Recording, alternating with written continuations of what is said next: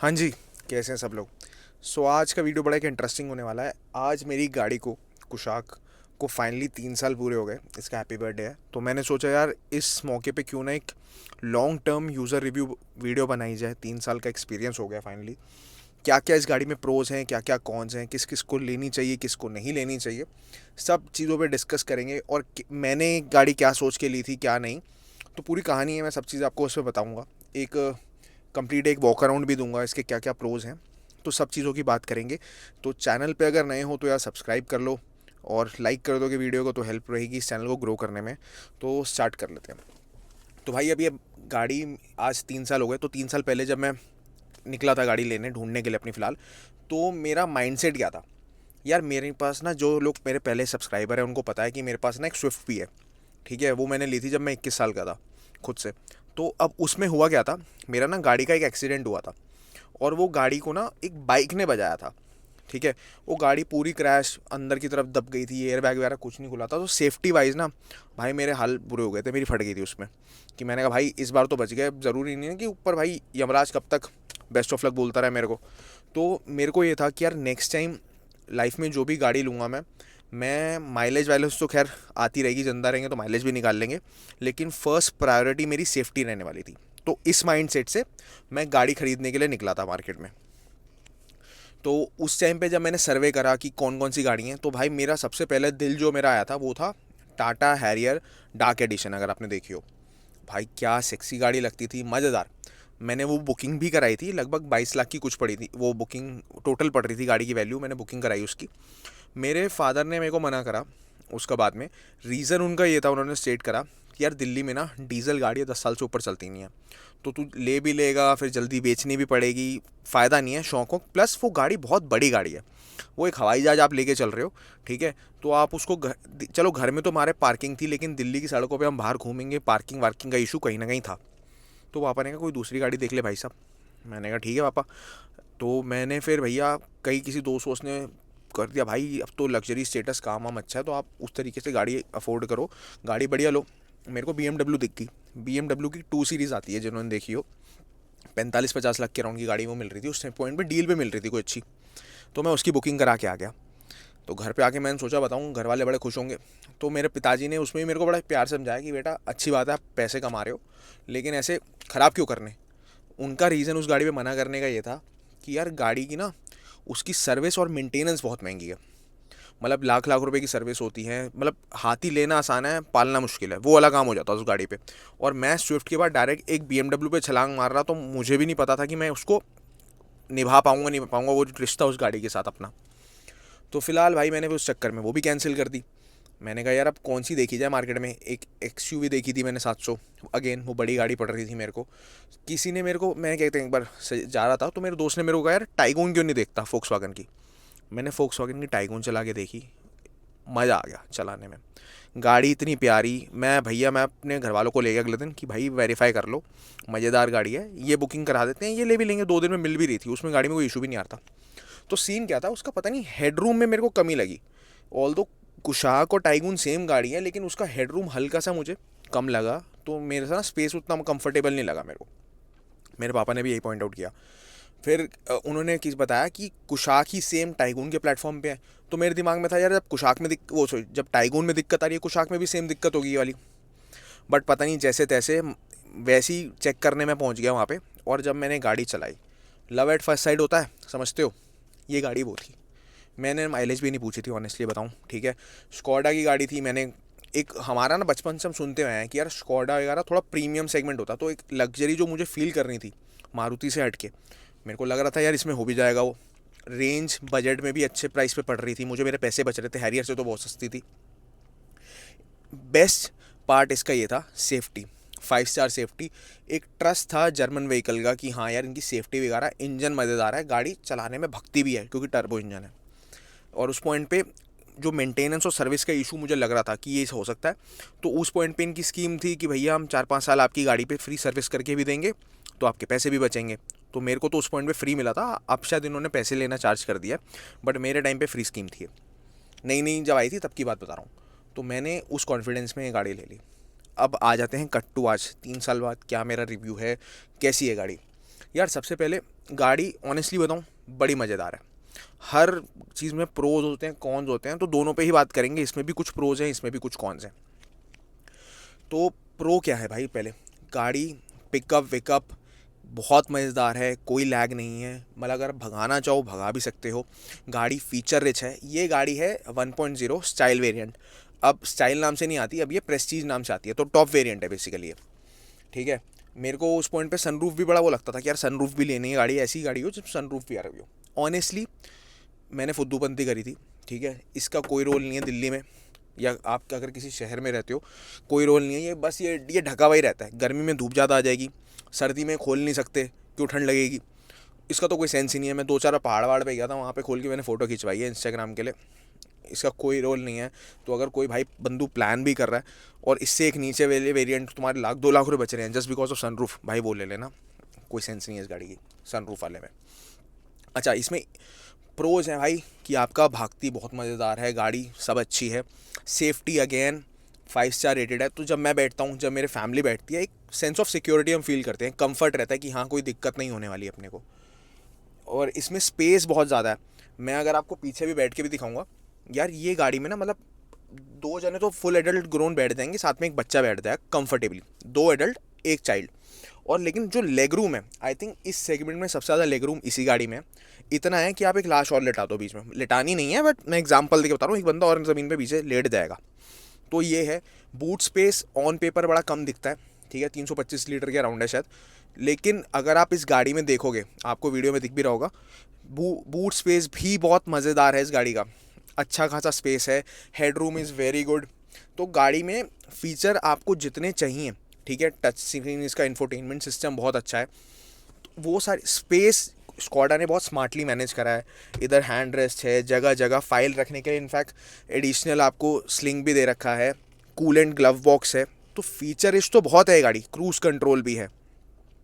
उस मामले में कहीं पे भी कोई दिक्कत नहीं है। हाँ, छोटे छोटे अब उस पॉइंट में बता देता हूँ नेगेटिव क्या क्या। यार इसका नेगेटिव ये है कि इसका ना एसी का जो है ये टच पैनल है। तो इनिशियली देख के बड़ा सुंदर लग रहा था कि टच पैनल है टच पैनल है, लेकिन ना बहुत क्लमजी हो जाता है कई बार जब आप गियर चेंज कर रहे हो। जिनकी ऑटोमेटिक है उनको तो दिक्कत नहीं, मैनुअल वाले जब खींच रहे होते हैं ना तो कभी हाथ लग गया वो लग गया, एसी की सेटिंग पे बदल जाती है। सीधा मुंह की जगह पैर पे आने लग जाएगा, हवा में जाने चल जाएगा, डिफॉगर ऑन हो जाएगा। तो ये 2-4 इशू हैं इसके साथ। दूसरा जो मुझे लगता है, एक being a premium top variant, इन्होंने भैया सनग्लास होल्डर ही नहीं दिया यहाँ पे। ये एक कौन है मेरे को जो इसमें लगता है। ठीक है, ऑब्वियसली गाड़ी थोड़ा हैवी है, वेट इसका। ठीक है, गाड़ी वो है, तो इसकी माइलेज आप कंपेयर मारुति से नहीं कर सकते। मारुति की भैया माइलेज बहुत बढ़िया है, मैं मना नहीं करता, मैं अपनी हर वीडियो में बताता हूँ, मेरे पे है, मैं तो एक्सपीरियंस लेके बता रहा हूँ। स्विफ्ट मेरे को पेट्रोल पे ही 18-19 की माइलेज दे देती है। स्विफ्ट से कंपेयर नहीं कर सकते हम इस गाड़ी को।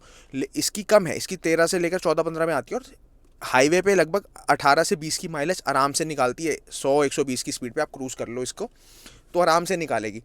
माइलेज लोगों का पॉइंट है कि यार मारुति में तो सीएनजी भी लग जाएगा, ठीक है, इसका डीजल वेरिएंट भी नहीं आता, ना ईवी है, तो ये हम गाड़ी क्यों ले। यार आप माइलेज के हिसाब से अगर आप कर रहे हो तो इस सेगमेंट में क्रेटा आती है आपकी, ठीक है, फॉर द मैटर सेल्टॉस आती है। मेरे दोस्त ने सेल्टॉस ली है, उसको हो गया साल भर, उसकी ऑटोमेटिक है।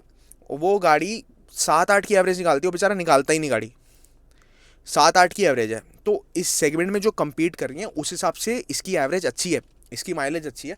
आप अकेले ये रोना नहीं रो सकते यार इसकी माइलेज ख़राब है। बाकी भैया बाकी की ना ऑन रोड आप चलाओ, जो लोग चला रहे हैं ना ऊपर उनसे सर्वे लो। क्या कहते हैं, सेल्टॉस की उतनी नहीं है। अगर आप ऑटोमेटिक वगैरह में भी देख रहे हो, फॉर द मैटर मैनुअल में भी आपकी 11-12 खिंचती है। ठीक है, आपका क्रेटा आई थिंक 13-14 जाता है। ठीक है, मेरे कज़न पे है। मेरे को इस सेगमेंट में अगर एवरेज अच्छी है तो हाई राइडर की अच्छी है, हाई राइडर की इससे कंपेरेटिवली बेटर है। तो ये गाड़ियाँ इसकी बुरी नहीं है, बट इसकी बहुत अच्छी भी नहीं है, इसकी डिसेंट कैटेगरी है। तो माइलेज का वो पॉइंट, इसमें सीएनजी हाँ भाई नहीं लगेगी, टर्बो इंजन है, क्यों तुम इसका सत्यानाश करोगे। अगर उस माइंडसेट से ले रहे हो गाड़ी तो आई डोंट थिंक ये आप लोगों के लिए वर्थ इट है। आप इसको स्किप कर दो गाड़ी को, उसका उतना सेंस नहीं बनाता इस गाड़ी का। गाड़ी एक लग्जरियस फील देती है, बाहर से touch and touch finish is very nice. मतलब एक आपको देख के लगेगा सामने से रोड प्रेजेंस है, क्यों गाड़ियाँ उतनी है नहीं सड़क पे, तो आपको एक अलग से अच्छा भी लगता है, एक रोड प्रेजेंस है इसकी स्ट्रॉन्ग। सर्विस बहुत बढ़िया रही स्कॉडा की। मैं जितनी बार भी सर्विस करवाने लग गया तो सर्विस एक एक्सपीरियंस बहुत अच्छा था। साथ ही साथ एक बार हुआ, मेरी हेडलाइट में ना आई थिंक येलोइश टिंट आ रहा था, थोड़ा ख़राब था। तो सर्विस सेंटर वालों ने ही उसको हाईलाइट करा, मैं तो कुछ और चेकअप कराने गया था, उन्होंने ही हाईलाइट करा, उन्होंने ही बताया आपकी गाड़ी वारंटी में भी है। फ्री में उन्होंने पूरा चेंज भी मेरे को करके दिया खुद से। मेरा मैंने मैंने कोई इनपुट भी नहीं दिया, वो शायद बोलते नहीं तो मुझे पता भी नहीं चलता। तो यही कहने का मतलब है कि सर्विस बहुत अच्छी है इनकी। तो अब एक ओवरऑल सर्विस एक्सपीरियंस अगर आपको अच्छा चाहिए तो भी इसमें जा सकते हो। मारुति का मुझे सर्विस एक्सपीरियंस उतना अच्छा नहीं लगा, बट हाँ, इसमें दिक्कत ये है कि अगर ये गाड़ी आप सड़क पे जा रहे हो, कहीं बिगड़ जाए, आप इसको किसी लोकल मैकेनिक को नहीं दे सकते। तो ये चीज़ आपको कॉन्शियसली ध्यान रखनी पड़ेगी। ये गाड़ी सीधा सर्विस सेंटर ही जाएगी ऑफिशियल जो है। हर कोई इंडिया का मैकेनिक वैकेनिक इसको खोल नहीं पाएगा। वो काम हमारा Hyundai और मारुति में होता है, क्योंकि वो इतने टाइम से आ रही हैं, ठीक है। उनके पार्ट्स वगैरह ईजिली अवेलेबल हैं जगह जगह। पार्ट्स तो खैर अब इसके भी अवेलेबल होने लग गए, क्योंकि अब इसके इंडिया में बन रहे हैं। इससे जो बड़ी गाड़ियाँ आती हैं स्कोडा फोक्सवैगन की, उनका बाहर से इंपोर्ट किया जाता है, इनके यहीं इंडिया में बन रहे हैं, तो इनका भी इतना इशू नहीं आएगा। बट हाँ, थोड़ा सा एक्सपेंसिव साइड पे है अगर आप कंपेयर करोगे Hyundai या मारुति से, थोड़ा सा स्लाइड हायर एंड पे है। लेकिन सर्विस कॉस्टिंग अगर आप देखोगे, अगर ऑफिशियल डीलरशिप से करा रहे हो तो एट पार है, कहीं ना कहीं 200-500 रुपये का फ़र्क है, बट सर्विस एट पार ही कम कंसीडर करेंगे। गाड़ी स्पेशियस बहुत ज़्यादा है आपका, ठीक है। आप उसमें एक लग्जरी जो फीलिंग है आपकी, वो आप उसमें पूरी कंप्लीट कर सकते हो। जिनको एक बजट में लग्जरी और जर्मन व्हीकल चलाना है, it is a very good option. अब तो खैर इसमें फीचर्स अपग्रेड कर दिए हैं। जो स्टाइल वेरिएंट है आपका, I think automatic seat adjustable वगैरह है, मेरे वाले में नहीं है, मेरे में मैनुअल ही है, ठीक है। सनरूफ का कोई फ़ायदा ही नहीं है, जो मुझे सेंस नहीं बनाता। Boot space is again very good. ये गाड़ी किसको लेनी चाहिए, किसको नहीं लेनी चाहिए, एक मैं छोटे से में तात्पर्य आपको मैं बता देता हूँ। जो एक एस्पिरेशन रख रहे हैं बेटर गाड़ी प्रोडक्ट लेने का, ठीक है, जिनकी सिटी में और हाईवे पे क्या कहते हैं 60-40 के रेशियो पे ड्राइविंग है, ये गाड़ी आप ले सकते हैं। वेरी कंफर्टेबल, कोई दिक्कत नहीं है। सिटी में मे भी हो सकता है आपको, अगर लंबा पैर खींच के चलाते हो, आप गाड़ी खींच के पकड़ के चलाने की आदत है, आपको उतनी माइलेज नहीं देगी। ऑटोमेटिक में माइलेज इसकी ज़्यादा नहीं है, ऑटोमेटिक में आपको 10 तक की माइलेज दे देगी। मैनुअल में एक बार को फिर आप 13-14 की आराम से निकाल सकते हो। पंजा, अब देखो डिपेंड करता है ड्राइविंग चलाने के तरीके पे। मैं बहुत लाइट फीट चलाता हूँ, तो मुझे 14-15 की मिल जाती है सिटी में। काफ़ी मेरे भाई बंधु हैं जो बिल्कुल दबा के उठा बिठा के चलाएंगे, भगाने की कोशिश करेंगे। उस केस में तो यार आप मारुति से भी माइलेज नहीं निकलवा पाओगे। तो एक चलाने के तरीके से भी बहुत ज़्यादा डिपेंड करता है कि आपका स्टाइल क्या है ड्राइविंग का। तो उस मामले में डिसेंट है। आई थिंक काफ़ी लोगों का ये भी रहता है कि यार हमारे को फ़ीचर रिच और चाहिए, फ़ीचर्स और ऐड करो। तो नहीं भाई, इसमें उतने फ़ीचर नहीं है, जितनी की रिक्वायरमेंट है उतने हैं। गाड़ी के हिसाब से हैं, हवाई जहाज़ के हिसाब से फ़ीचर नहीं है कि 3 LCD डिस्प्ले लगा दी, हाथ में रिमोट पकड़ा दिया। नहीं, हम गाड़ी में बैठे हैं, हम लिविंग रूम में नहीं बैठे अपने, ठीक है। फ़ोन में वीडियो गेम नहीं खेलनी, वो टेस्ला में आती है वो वीडियो गेम, उस साइड में खेल के बैठ के खेल लोगे। इस गाड़ी में वो फ़ीचर नहीं है, ठीक है। एक चीज़ और, इसका टच एंड फिनिश कैसा है, थोड़ा सा कंपैरेटिवली कहा जाए, हल्का प्लास्टिक, हार्ड प्लास्टिक का यूज़ है।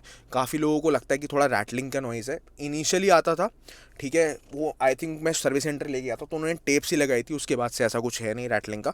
बट हाँ, अगर आप करोगे हल्का सा, कुछ कुछ जगहों पे जैसे जहाँ पे ग्लॉसी ग्लॉसी है, वो थोड़ा ख़राब लगता है, क्योंकि डस्ट बहुत ज़्यादा अट्रैक्ट करता है।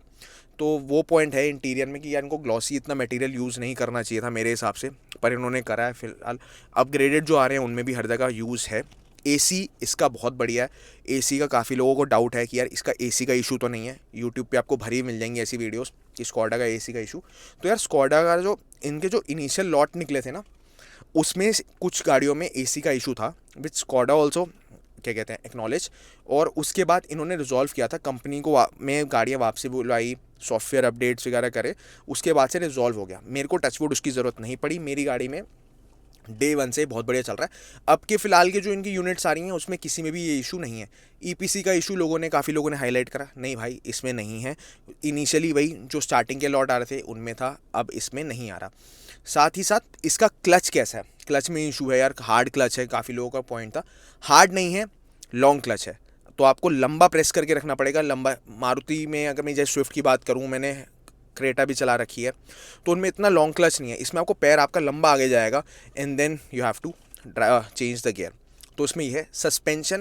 सस्पेंशन की बात करें, डिसेंट है, एक्स्ट्रा ऑर्डनरी नहीं है, ठीक है। For the matter I think Creta का इज़ ऑल्सो डिसेंट, ठीक है। ये आप एक बार गाड़ी की टेस्ट ड्राइव लोगे तो आपको एक बेटर क्लैरिटी मिलेगी कि किस हिसाब से।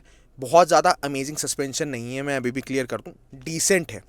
Fairlie okay but not extremely great, better हो सकता था, मेरे को पर्सनली ऐसा लगता है। टायर साइज़ अच्छा है, 17 इंच का आता है, तो यू विल एन्जॉय, ठीक है। और इसके अलावा that's it, I think most of the things that I have already covered. इसके अलावा अगर आपका कोई डाउट है तो आप पूछ सकते हैं मेरे से कमेंट सेक्शन में, I will try my best to clear it out. अभी ये गाड़ी इस पे नए पे डिस्काउंट उतने नहीं आ रहे, ठीक है। अगर आपको 2024 का वेरिएंट यूनिट मिल रहा है उस पर आप मैक्सिमम 2-3 लाख रुपए तक आप आराम से डिस्काउंट तोड़वा लोगे। लेकिन जो अभी 25 में इन्होंने करा है, 50-60 हज़ार का आपको डिस्काउंट मिल जाएगा अप फ्रंट। बाकी आपके ऊपर है आप कैसे नेगोशिएट कर सकते हो। अगर नेगोशिएट करना सीखना है तो मैंने एक वीडियो बना रखा है डेडिकेटेड इसके ऊपर आई बटन में लिंक आ जाएगा, चेकआउट करो वो वीडियो। आपको एक क्लैरिटी मिलेगी कि किस तरीके से आप इसमें और नेगोशिएट करके अपने पैसे और तोड़वा सकते हो। ओवरऑल क्या गाड़ी का एक्सपीरियंस है, लेनी चाहिए नहीं लेनी चाहिए? बिल्कुल भाई, अगर आपका बजट 13-14 से लेकर 16 लाख तक का है, 13 से 16 का मैं ही बता रहा हूँ, तो उसमें प्राइस में जो वेरिएंट आ रहे हैं इनका, आई थिंक ऑनेक्स आता है, सिग्नेचर मिल जाएगा अगर डिस्काउंट की अगर अच्छे से बात करोगे। कुछ कुछ शहरों में आरटीओ डिफरेंट है तो मैं उसको ध्यान में रख के नहीं बता रहा, ठीक है। और आपका क्लासिक वेरिएंट मिल जाएगा। तो हाँ, यू कैन डेफिनेटली कंसीडर। जो लोग काइलैक का सिग्नेचर प्लस या प्रेस्टीज जा रहे हैं उनको तो मेरे हिसाब से डेफिनेटली कुशाक ही पकड़ लेनी चाहिए, it will make a better sense. Creta is a mediocre car. Though it has a very good fan following, but it is a mediocre car. I rest my case, trust me. It's a 3-star rated car. ये उससे much better है यार। आप रहोगे हमेशा road पे रहोगे, अच्छे से ज़िंदा रहोगे, तो आप बेटर माइलेज एक्सपेक्ट कर पाओगे ना। माइलेज तो तभी निकलेगी जब आप रहोगे, अगर नहीं हो भाई आप क्या कर लोगे माइलेज का। सो आई थिंक सेफ्टी आपको हमेशा प्रायोरिटाइज करना चाहिए जब भी आप कोई कार लें, that should be your first target. बाकी उसके अलावा अलग अलग एक लाइनअप अपनी लिस्ट बनाओ, उस हिसाब से आप देख सकते हो। इसके कंपैरिजन में सेल्टॉस अगेन क्रेटा की बहन है वो भी, और Honda Elevate is comparatively a very good car. उसका रिलायबिलिटी बहुत अच्छा है होंडा का, suspension is also very decent and it's a spacious car. तो उस प्राइस सेगमेंट में आप होंडा एलिवेट भी कंसिडर कर सकते हो। टाइगून की मैं बात नहीं कर रहा, टाइगून दोनों सेम ही कार हैं, आप ये पकड़ो वो पकड़ो, कान ऐसे कान वैसे, बात एक ही है। तो इसके साथ हम ये वीडियो एंड करते हैं, तो मिलते हैं अगले वीडियो में। Till then take care, thank you, bye bye.